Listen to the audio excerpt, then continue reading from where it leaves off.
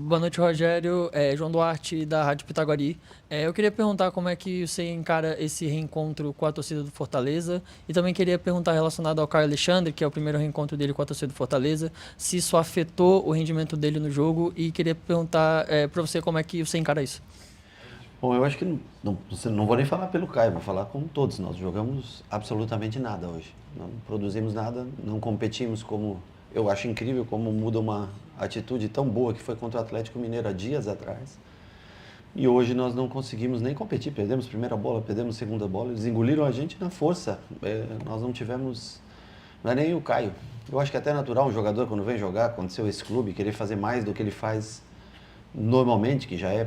Ele constrói bem, né? Reteve mais a bola do que o necessário. Mas é incrível a mudança comportamental de um jogo dentro de casa para um jogo fora de casa. Esse é o mais assustador de tudo no dia de hoje. Rogério Ceni, prazer em revê-lo. Miguel Júnior, Rádio Povo CBN. Não vou perguntar sobre o jogo. Só para o seu conhecimento, não sei se você já sabe, na era dos pontos corridos, o Brasileirão começou em 2003, 2 clubes nordestinos nunca terminaram no G10. Nunca terminaram 2 clubes nordestinos no G10. Hoje o Fortaleza é segundo e o Bahia está em sexto. Você acredita que os dois estarão na Libertadores do próximo ano? Bom, se nós melhorarmos e fizermos a nossa parte, sim. Eu acho que o Fortaleza já está mais do que bem encaminhado. Briga pelo G4. Nós queríamos hoje vencer para tentar também entrar numa briga de um futuro G4. E hoje o que nos resta é juntar os cacos que sobra de uma atuação pífia nossa e que não nos dá o direito, a certeza de poder brigar por uma Libertadores. Agora vamos ter que voltar a casa. Pena que são 8 dias que tem para se passar para ter um jogo novamente, para mudar a imagem deixada, que foi muito ruim hoje. Eu espero que a gente possa ter 2 times numa Libertadores, que os 2 times terminem entre os 10 primeiros do campeonato. Vejo o Fortaleza bem adiantado, depois do resultado de hoje, com acho que 52, né? E a gente, infelizmente, se atrasa com relação a isso, perde muitos dias, perde uma chance bem possível de chegar a 45 pontos. E aí a gente tem que remar muito mais do que o Fortaleza para poder alcançar esse objetivo que você citou. Rogério, boa noite. Thaís Lemos, do Glória e Tradição e Bora Leão. Vou te fazer uma pergunta parecida com a que eu fiz ao Vojvoda. O Fortaleza hoje jogou com uma formação ligeiramente diferente do que costuma jogar. A gente normalmente joga num 4-3-3 com 3 atacantes. Hoje o Vojvoda optou por um meio mais preenchido com 4 meio-campistas, né? Talvez pensando também no jogo que o Bahia faz com 4 homens bem ofensivos. Você falou o que é que o Bahia não fez hoje. Eu queria te perguntar o que foi que o Fortaleza fez hoje que fez com que ele saísse daqui vencedor. Fortaleza competiu mais, lutou por todas as bolas. Fortaleza ganhou todas as divididas. O que o Vojvoda fez foi exatamente o que ele fez quando jogou com a gente em Salvador. Eu não lembro as peças, mas era o Martínez, Hércules, Zé Wellison e o... Não era... Hã? Não era o Rosseto lá. Não foi o Sacha também, não. Mas jogou com a mesma formação praticamente que jogou lá. Ou seja, nada diferente, tudo que nós esperávamos, ele fez, colocasse 4 homens de meio com 2 homens de frente. Era exatamente o que a gente esperava, com 2 homens à frente. E hoje, muitas vezes, nem marcou individualizado. Muitas vezes marcou num 4-4-2, com os 2 volantes fazendo os lados. Ou seja, foi menor a marcação do que nós tivemos no jogo lá de Salvador. Então, assim, eu imaginava exatamente que ele fizesse isso, só que hoje o nosso meio-campo praticamente não existiu. E o meio-campo nosso é o termômetro do time. Se o meio-campo não consegue competir com o adversário, logicamente não vai conseguir municiar a frente. Nós não vamos conseguir jogar. Então, o que o Fortaleza fez era exatamente o que a gente esperava que ele fizesse. Mas nós não conseguimos ter um pouco de brilho, não conseguimos no dia de hoje. Rogério, boa noite. Aloysio Lima, Rádio Assunção, prazer revê-lo. O que fazer daqui para frente para tentar retomar as pontuações, ou seja, chegar à vitória? Bom, nós temos que jogar o que a gente sempre jogou, né, na maioria do campeonato, na maioria dos jogos. Nós temos que estar mais ativo no jogo, temos que estar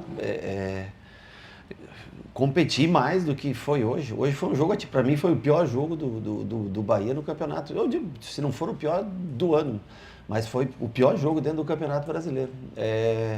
É um cenário que a gente pintava como uma coisa bem possível, chegar a 45 pontos hoje e sair daqui derrotado, de maneira justa derrotado, não tenho o que reclamar. Se a gente tiver essa postura dentro de campo, então assim, dentro de casa me parece que a gente joga numa postura muito melhor, fora de casa nós não conseguimos, infelizmente, render, especialmente no dia de hoje. Muitas vezes nós temos um jogador de meio abaixo ou outro abaixo, mas sempre tem alguém rendendo o normal ou como a gente espera. Hoje, infelizmente, nós sumimos do jogo, não conseguimos competir com o Fortaleza. Boa noite, Rogério. Foi o Pedro Augusto. Pedro Augusto, isso. Foi a mesma formação. Pedro Augusto, Zé Welles. Só que na frente acho que jogou Kaiser E Breno Lopes. Mas foi a mesma formação que foi lá, não teve surpresa nenhuma. Boa noite, Rogério. Você falou do meio, de quando uma peça vai abaixo, as outras acabam até equilibrando, conseguindo segurar. Você optou por tirar o Tassiano no intervalo, né? Eu queria que você falasse a respeito dessa mudança e por que não o Jean? Porque, e a opinião minha, eu acho até que o Jean foi mais abaixo do que o Tassiano na partida de hoje, porque a escolha de tirar o Tassiano no intervalo do jogo junto com o Cuesta. Para colocar o Ratão, porque a marcação estava forte no meio. Nossa, eu falei com o Gabriel para começar a tentar essa bola nas costas. O Ratão tem um facão melhor, mais velocidade que o Tassiano. É um jogador que tem mais... atinge a área melhor, mas infelizmente nós não conseguimos no segundo tempo. Aliás, até teve a primeira chance logo com o próprio Ratão, se eu não me engano. Uma bola cruzada para trás, acho que do Everton, né, que ele acaba errando. Mas para ter uma presença de área maior com ele, com Everaldo, nós tentamos ainda um pouco mais com o Cauli para depois colocar o Ademir por um lado e o Ratão pelo outro, para depois colocar Ratão e Lúcio mais à frente, com Ademir por um lado e o Juba subindo bastante ele. Mas infelizmente nós não conseguimos incomodar muito pouco no segundo tempo, com 4 jogadores ofensivos, nós conseguimos incomodar pouco a equipe do Fortaleza. Não fomos merecedores nem de dúvidas. Eu nem sei aquele pênalti, aliás, da onde eu estava, não consegui enxergar o pênalti. Para mim, eu vi pelo telão depois, também não consegui enxergar o pênalti, mas não vou discutir porque pode ser que tenha outra imagem que mostre alguma coisa. Mas o que mais aflige é tomar um gol do mesmo jogador que todo mundo sabe que ele corta para dentro. Aí nós tiramos o corpo, não matamos a jogada. Na segunda vem de novo, cortamos. Não pode. Nós temos que ter mais concentração. Todos nós falamos antes de começar o jogo, gritamos, tal. Nós temos que estar dentro do campo, temos que estar ligados e fazer isso. Nós não podemos sofrer 2 gols da mesma maneira. Um time que é treinado para isso, o jogador, a principal característica do Marinho, o que é? Cortar para dentro e finalizar o gol. Nós não podemos deixar 2 vezes. Então hoje faltou, para mim, concentração de todos dentro do campo. Não tem outra explicação. Você não pode pegar o mesmo time praticamente, a exceção do Canu, que não jogou o Cuesta, mas é praticamente o mesmo time que pressionou o Atlético o tempo todo. E aqui a gente não conseguiu hoje fazer, muito pouco pressionamos. É o primeiro gol, já sai de um lance de uma pressão mal feita que o goleiro dá para o Zé Welles, que consegue girar em cima do Cauli.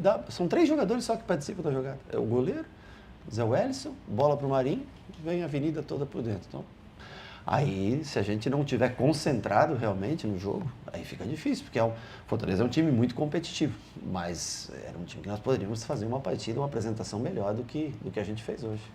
Rogério, boa noite. A gente estou observando até agora, fiquei olhando, você naturalmente muito mais irritado do que normal. Você sempre vem em um tom mais tranquilo, independente de, até quando perde. A gente viu isso na quinta-feira, lá contra o Flamengo, mas a gente está percebendo você irritado, não em responder a forma de responder, mas irritado com tudo que aconteceu hoje. Você falou que não houve surpresa por parte do Fortaleza. Não tinha surpresa. O que é que faltou? Você já falou, claro, de muitas coisas aí que faltou, mas onde é que a comunicação não se completou, não deu certo? Eu acho que houve pouquíssima comunicação dentro do campo. Ninguém chegou e bateu um tapa no peito do outro para acordar, para reagir para o jogo. Essa é a grande verdade. Só falar no vestiário antes do jogo, não dá. Na hora do jogo tem que ter alguém que cobre os parceiros dentro de campo num dia que não está tão bom, tão ruim.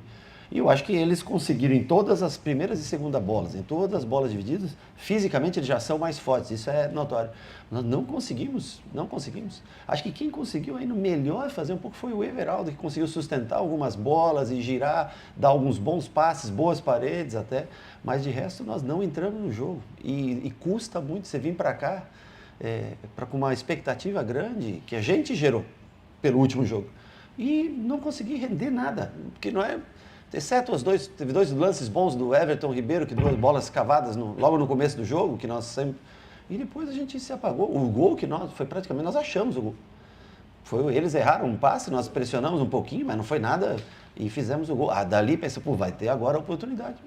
E tomamos um gol exatamente igual o primeiro. Então, lógico que sempre a responsabilidade é minha, mas nós temos que falar mais dentro de campo. Tem a mesma fala que se prega pré-jogo, ela tem que existir também dentro de jogo para que a gente não repita erros idênticos dentro da mesma partida.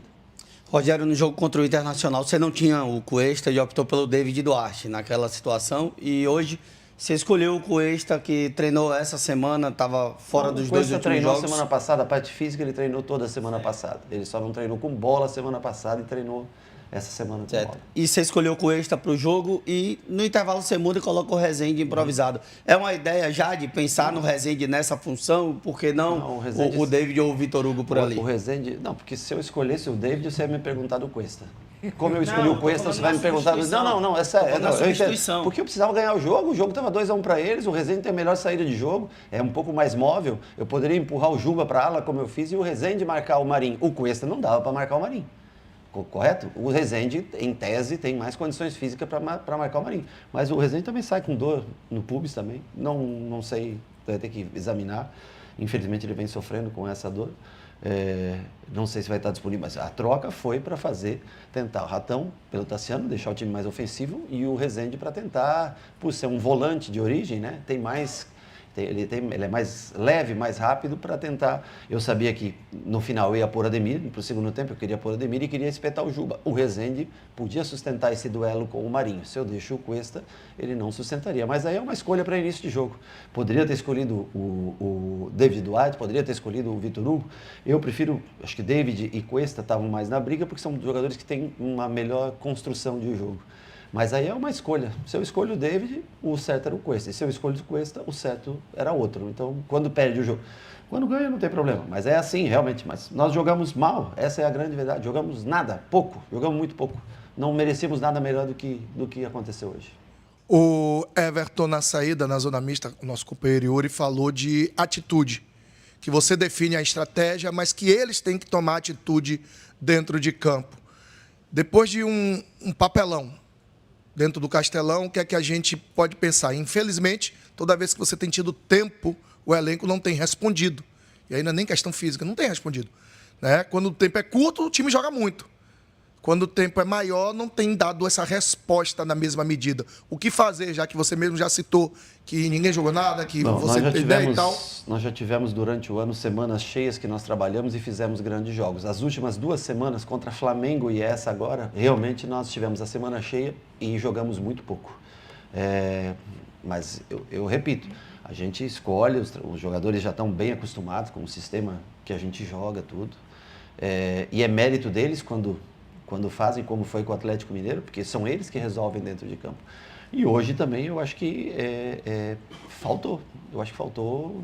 O senhor Edson falou a palavra atitude, eu acho que está extremamente correto. Eu acho que faltou entrar um pouco mais no jogo. Nós não conseguimos. Nós não competimos o suficiente para querer um resultado melhor.